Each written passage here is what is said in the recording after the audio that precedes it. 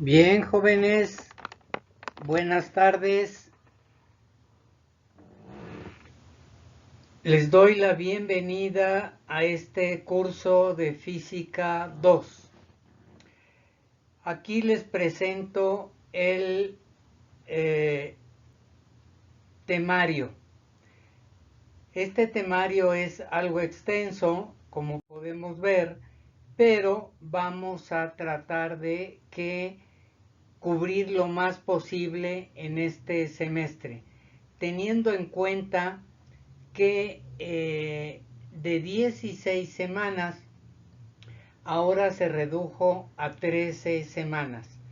Depende de ustedes y de mí que este curso complete lo más posible.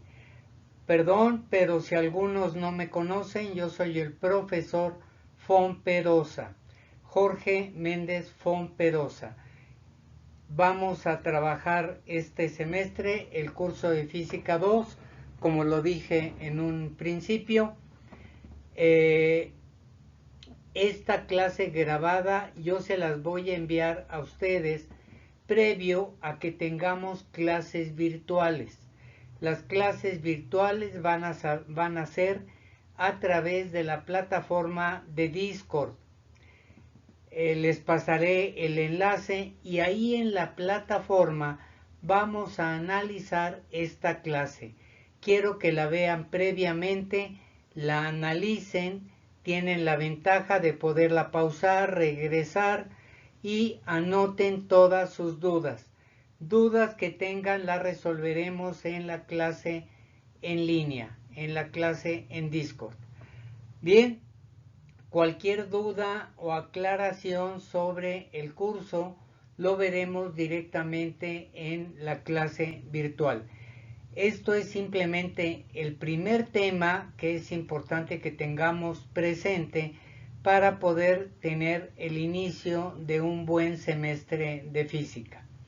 También haremos un examen de evaluación para ver cómo está el nivel de la mayoría o de todos ustedes con respecto al curso anterior, sobre los conceptos básicos del curso anterior.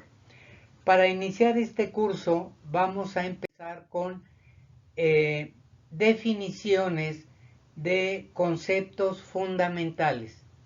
Por ejemplo, ¿qué es la masa y qué es el peso? Como masa designamos la magnitud física con que medimos la cantidad de materia que contiene un cuerpo. Como tal, su unidad, según el Sistema Internacional de Unidades, es el kilogramo. ¿Qué quiere decir esto? Que la masa es la cantidad de materia que tiene un objeto y que esta cantidad de materia no cambia en donde se encuentre este objeto. Por ejemplo, si tiene 5 kilogramos en la Tierra, serán los mismos 5 kilogramos que tenga en la Luna, en cualquier planeta o incluso en el universo. Ahora, ¿qué diferencia hay con el peso? El peso, según esta definición de un objeto, se define como la fuerza de la gravedad sobre el objeto y se puede calcular como el producto de la masa por la aceleración de la gravedad. Y esto se designa con la letra W de peso, M de masa y G de gravedad. Puesto que el peso es una fuerza, su unidad es el newton. Aquí está la gran diferencia entre masa y peso, que el peso es la cantidad de masa que tiene un cuerpo afectada directamente por la fuerza o la aceleración de la gravedad. Por eso, si un objeto en la Tierra que tiene una gravedad de 9.81 metros sobre segundos al cuadrado, si su peso es de 50 newtons, en la Luna el peso va a variar, ¿Por qué? Porque allá la gravedad en la Luna es de 1.6 metros sobre segundos al cuadrado. Ese 1.6 multiplicado por la cantidad de masa que tiene nuestro cuerpo nos da el peso, y eso en unidades de fuerza. El newton es una unidad de fuerza, el peso es unidad de fuerza y la fuerza se mide en newtons. ¿Cómo es que obtenemos el newton, el peso en newtons, la masa en kilos y la gravedad en metros sobre segundos al cuadrado? Bien, veamos en la parte de aquí abajo que tenemos un círculo en el cual en la parte superior tenemos el peso y en la parte inferior del círculo tenemos masa por gravedad. La masa por la gravedad nos da el peso, que es lo que tenemos a la derecha. Peso igual a masa por gravedad. Ahora, ¿cómo puedo calcular la masa?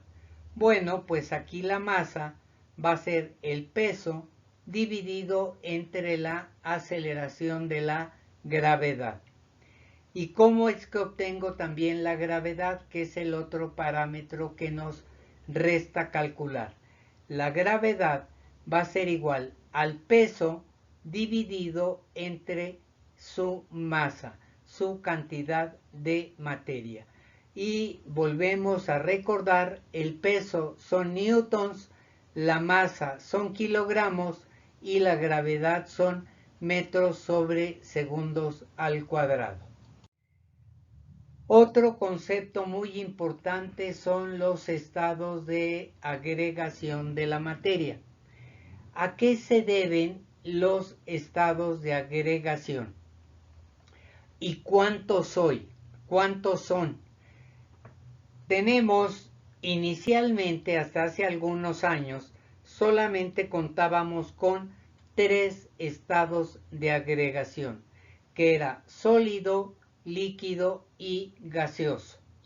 Actualmente, ya conociendo un poco más sobre la estructura, por ejemplo, de nuestra atmósfera, de la ionosfera y de la sustancia que se encuentra en plasma, podemos encontrar el cuarto estado de agregación. ¿De qué va a depender este estado de agregación? ¿De qué depende que un material sea sólido, sea líquido, gaseoso o en plasma? Bien, el sólido es cuando se le resta energía a sus moléculas que lo conforman. Se le quita calor, energía térmica. Por ejemplo, vamos a suponer que tenemos el agua. El agua que se encuentra en estado líquido a temperatura ambiente, si le restamos energía calorífica, pierde energía cinética sus moléculas. Al perder energía cinética, hace que el movimiento de traslación de las moléculas se reduzca al mínimo.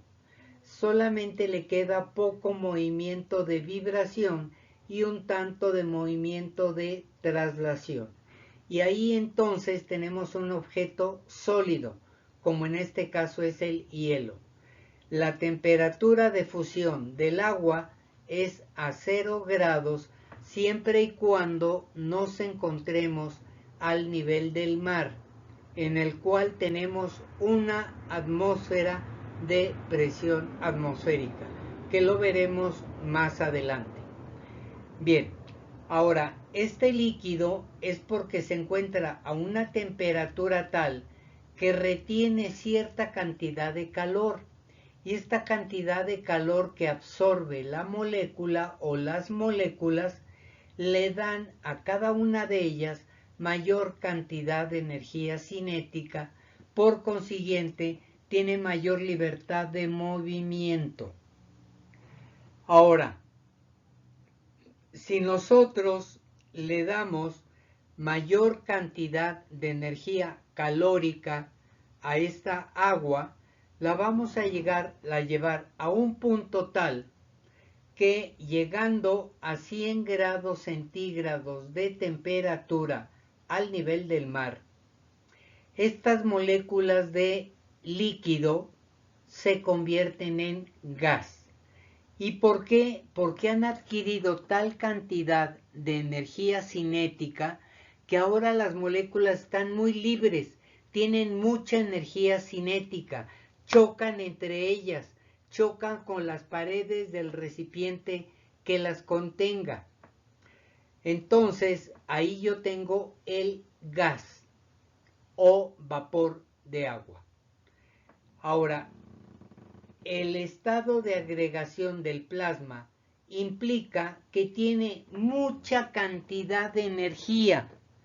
Esta cantidad de energía es tal que llega a arrancarles electrones de la última órbita a estas moléculas.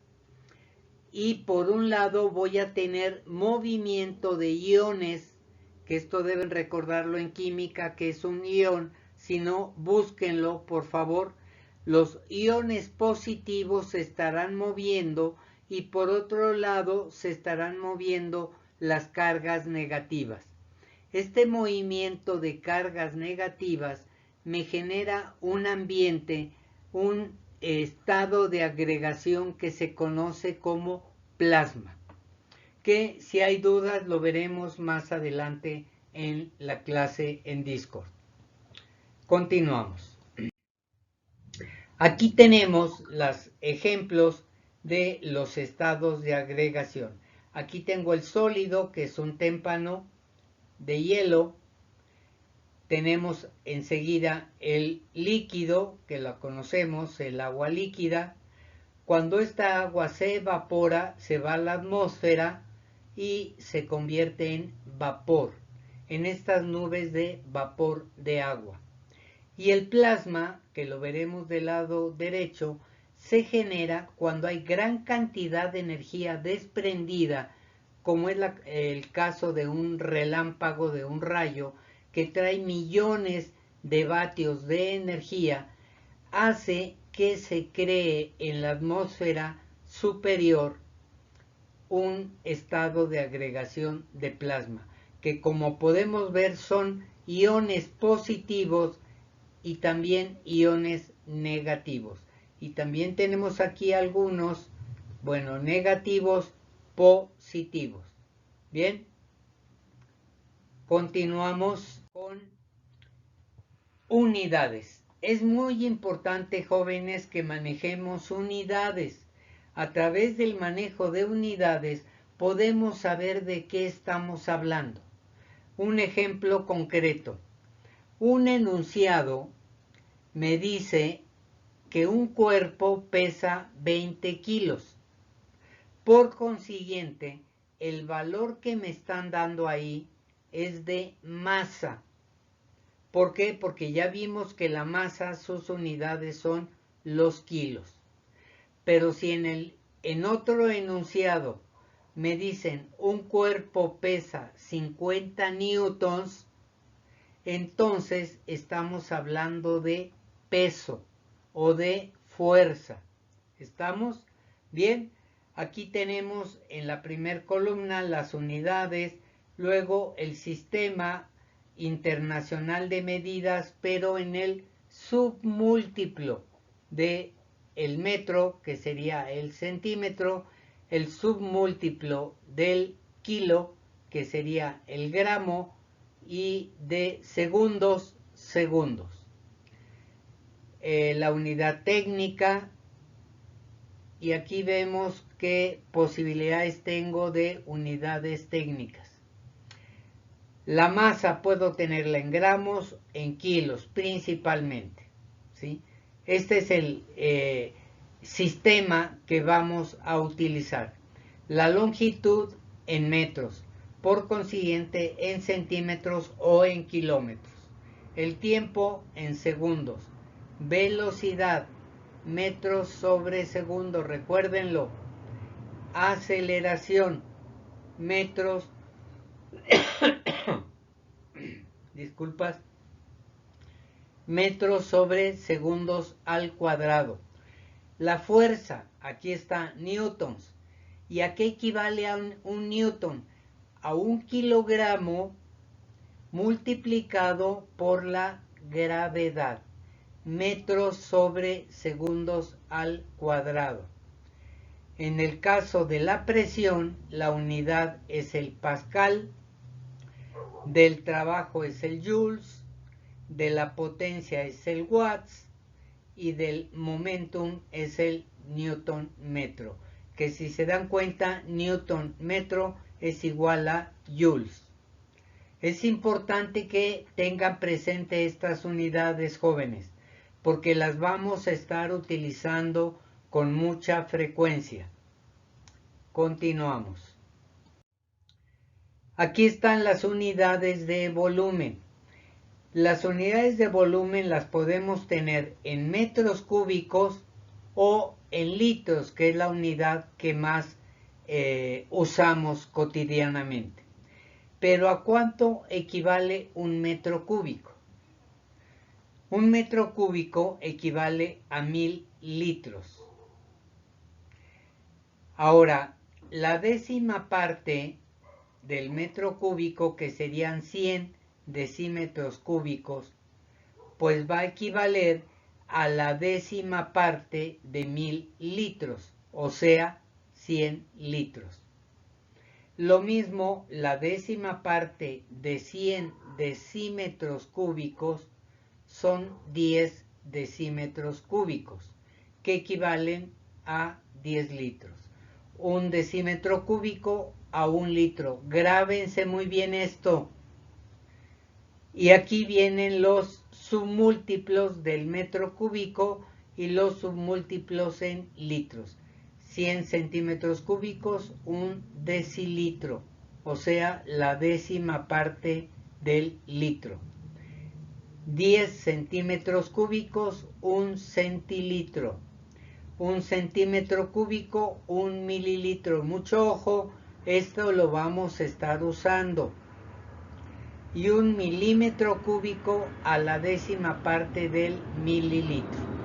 También, muchachos, por favor, encarecidamente se los pido, revisen bien y tengan presente estas equivalencias de volumen.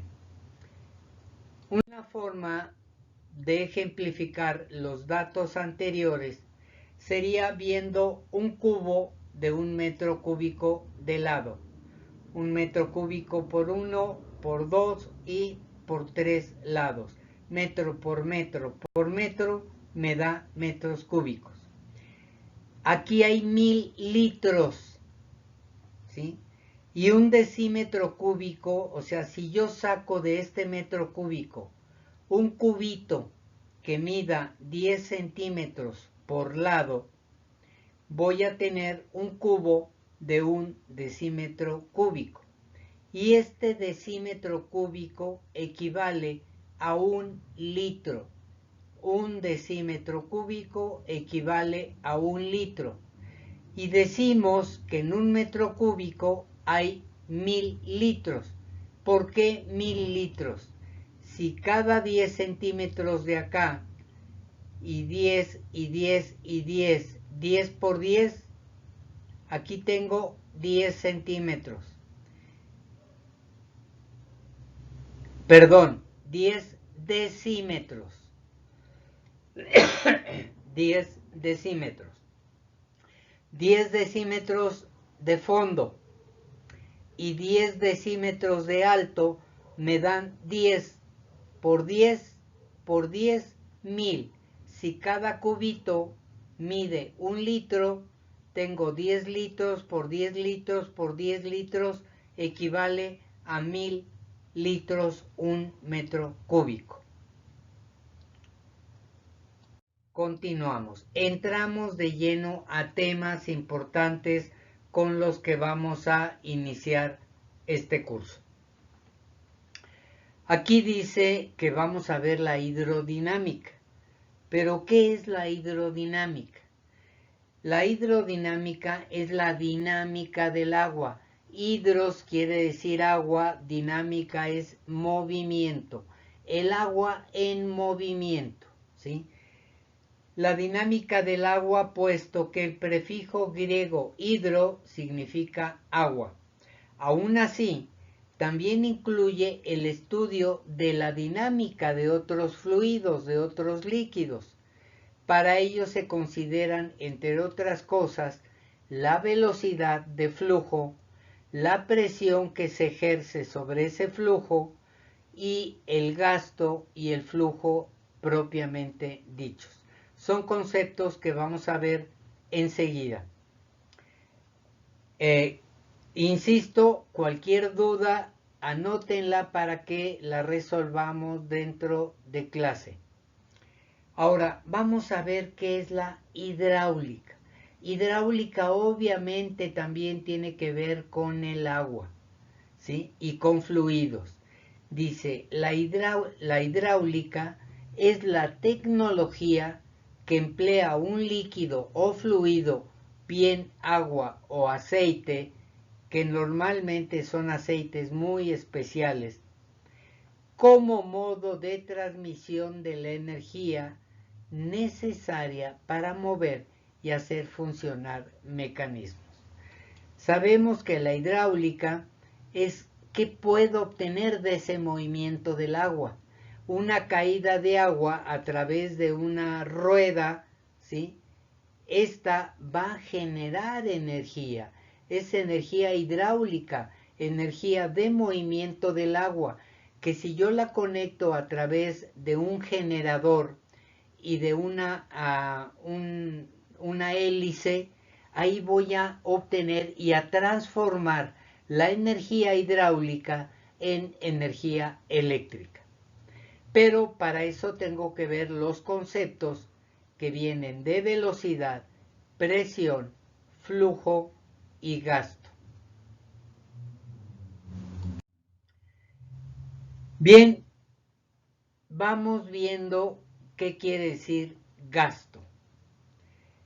Gasto, cantidad o volumen, ¿sí? Aquí es importante volumen del fluido que pasa a través de un conducto y el tiempo que tarda en fluir, ¿sí? Quiere decir que si yo aquí en este conductor, en esta tubería del lado izquierdo, están entrando 1 metro cúbico por segundo, es el mismo volumen que debo obtener en el lado derecho de la misma tubería. Si del lado izquierdo entra en un segundo 1 metro cúbico de agua, tiene que salir en el mismo tiempo el mismo volumen de agua. Y a eso le llamamos gasto. Y el gasto entonces quiere decir que lo vamos aquí a determinar con la letra Q. Lo vemos aquí arriba. Q, que es el gasto, debe de ser igual al volumen que está entrando sobre el tiempo en cual está entrando ese volumen. ¿Y cómo lo mido aquí en esta tubería? ¿Sí? Pues midiendo la distancia, ¿sí?, que ocupa ese volumen, y este volumen lo divido entre el tiempo, ¿sí? Esta es la distancia. ¿Cómo puedo calcular entonces aquí la distancia, el volumen? Simplemente la distancia la multiplico por el área transversal de esta tubería. Saben que las unidades de área son metros cuadrados. Metros cuadrados de aquí por metros lineales de acá, obtengo metros cúbicos. Y los metros cúbicos quedamos que son unidad de volumen. Entonces, concretando, el gasto es igual a la cantidad de volumen dividido entre el tiempo utilizado para que fluya ese líquido. Ahora tenemos aquí, para que lo entendamos, el gasto va a ser igual a volumen sobre tiempo. Pero el volumen yo lo puedo descomponer en el cubo que habíamos visto anteriormente. Metro por metro por metro. Esto me da metros cúbicos. Pero también yo vi que metro por metro es área. ¿Cierto? Bien, si yo considero que metro por metro me da metros cuadrados, puedo poner acá mis metros cuadrados. Por metro me da metros cúbicos. ¿Por qué hice esto? Fue un truco para que podamos entonces entrar con un concepto que ustedes ya deben de conocer, que es distancia en metros sobre tiempo. Distancia sobre tiempo, ¿qué es? Es velocidad. Entonces, entre esto es velocidad. Aquí lo tenemos en el paréntesis, metro sobre tiempo, velocidad por metros cuadrados. Quedamos que los metros cuadrados significan área. Entonces, aquí estoy multiplicando la velocidad, que es metros sobre segundo, por metros cuadrados, que es el área. Entonces, el gasto yo puedo determinarlo independientemente de esta primera ecuación de volumen sobre tiempo. Si me dan, por ejemplo, el área transversal de la tubería y me dan la velocidad con la que circula ese fluido, yo puedo encontrar el gasto. Ahora, según vimos que la misma cantidad de agua que entra por unidad de tiempo debe de ser la misma que salga también por unidad de tiempo. O sea que el gasto de entrada o gasto número 1 debe de ser igual al gasto de salida, que es el gasto número 2. Entonces, G1 va a ser igual a velocidad 1 por área 1, que aquí lo tengo abajo. Y eso debe de ser igual al gasto 2, que sería área 2 por velocidad 2. Aquí tengo G de gasto, B velocidad, A área. Espero que hasta aquí no haya dudas. Y ahora vemos el otro concepto que es importante, diferenciarlos, que es el flujo. Disculpen. Así como vimos el concepto de gasto, el flujo no es más que la cantidad de masa que pasa del fluido que pasa a través de una tubería por unidad de tiempo. O sea, lo único que voy a cambiar es, en lugar de tener el volumen, ahora voy a tener la masa. Y el tiempo es el mismo en segundos. Entonces, el flujo va a ser igual a la masa entre el tiempo. Y acá están los significados. F flujo, que va a estar en kilogramos, aquí no va a ser volumen, en kilogramos sobre segundo, unidades. M igual a masa en kilogramos y T es el tiempo en segundos. Espero que hasta aquí no haya ninguna duda.